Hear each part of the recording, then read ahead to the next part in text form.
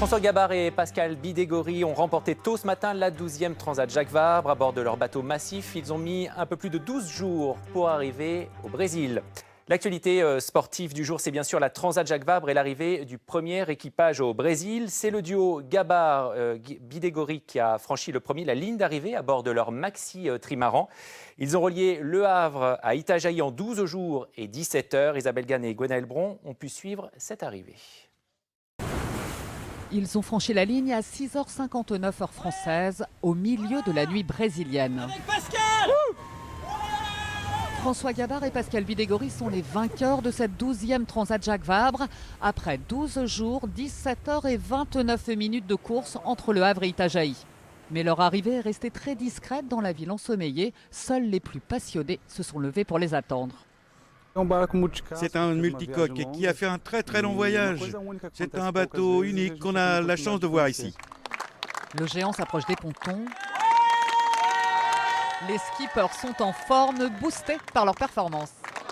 Une Transat Jacques Vabre, c'est toujours super, quoi. Parce que le parcours est magnifique, parce que le partager ça en double avec quelqu'un. Et là, c'était bien d'être en double parce qu'il y a des fois, franchement, tout seul, c'était compliqué. Hein. Et donc, il y a quelques petits trucs à régler. Mais enfin, bon, on s'en est sorti, c'est l'essentiel. Et en plus, arriver premier ici. C'est une nouvelle victoire pour François Gabard, le vainqueur du dernier Vendée Globe et de la Route du Rhum. Cette fois, le marin a navigué sur un multicoque et il vient de montrer que son tout nouveau maxi trimaran est une réussite. Les premières impressions, elles sont formidables parce que c'est la première course de ce trimaran massif et c'est sa première victoire. Vous pouvez pas rêver mieux. Je crois que ce bateau il est extraordinaire. Je l'aime déjà. Et voilà, et partager tout ça avec la Pascal, c'était un moment fort. Il m'aime aussi. Ouais. Les deux marins ont retrouvé leurs proches et c'est avec toute leur équipe qu'ils savourent cette victoire. Bravo, les gars. Le couronnement de 2 ans de travail. Fini les repas lyophilisés, vive les steaks frites sous le soleil d'Itajaí, enfin de retour. Et Isabelle Ganne et Gwenaël Bron ont pu retrouver les deux vainqueurs de cette 12e édition quelques heures après leur arrivée. Elles leur ont demandé comment s'était passée la bataille au milieu de l'Atlantique avec Sodebo, le bateau favori. On les écoute. La bagarre avec Sodebo a été très belle jusqu'au bout. C'est vrai qu'il y a eu un vrai duel entre Sodebo et Massif. On est des compétiteurs et c'est ce qu'on aime et c'est vrai que ça a mis un petit plus dans la compétition et un petit plus encore dans cette victoire. On en est d'autant plus fiers qu'elle a été faite à l'arraché. Vous parliez de Sodebo, c'était notre adversaire à mon sens qui était complètement favori de l'épreuve. Ça faisait 2 ans qu'il naviguait, le bateau au point, l'équipage qui se connaît. Nous, ça faisait 2 mois. Et en plus 2 mois dans une période de préparation, donc c'était pas 2 mois de navigation intense.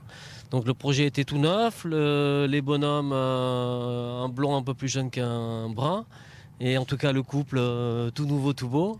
Et donc on avait plein de challenges à relever et quelle satisfaction d'arriver avec le soleil enfin à Itajaí. Alors c'est vous qui nous l'avez amené. Et sur cette première place, hein. Ouais, mais ça c'est un peu partout. Moi je viens d'un pays où il fait beau, donc chaque fois que je vais en Bretagne, des fois il fait beau quelques heures. Et Sodebo, justement, a franchi la ligne d'arrivée à 14h17, soit 7 heures après Massif. Thomas Coville et Jean-Luc Nélias terminent donc à la 2e place. Ils ont fait une arrivée discrète sur les pontons d'Itajaí où les attendaient leurs proches, mais aussi les vainqueurs. On écoute les skippers. C'est pas du tout la déception, c'est le plaisir de s'être bagarré jusqu'au bout. On s'est fait une première nuit d'anthologie où on s'est vraiment régalé en mettant tout le monde d'accord. Et on s'est fait une dernière nuit, rien que pour nous, avec le plaisir de pousser le bateau à fond. Ça se joue sur un coup de tactique stratégie en fait, sur un empannage au niveau du Cap Vert. On pensait que notre position était la meilleure et finalement c'est la leur qui a mieux marché. C'est souvent le cas dans le poteau noir, on tente des trucs mais on n'est pas sûr que ça marche. Et on va jeter un œil maintenant au classement. Dans la catégorie IMOCA, c'est le duo Vincent Rioux et Sébastien Coll qui sont en tête. Chez les multi 50, Erwan Leroux et Giancarlo Pedoté mènent la danse. Enfin, dans la classe 40, Yannick Bestaven et Pierre Brasseur sont devant les 10 autres monocoques, mais eux sont encore au milieu de l'Atlantique.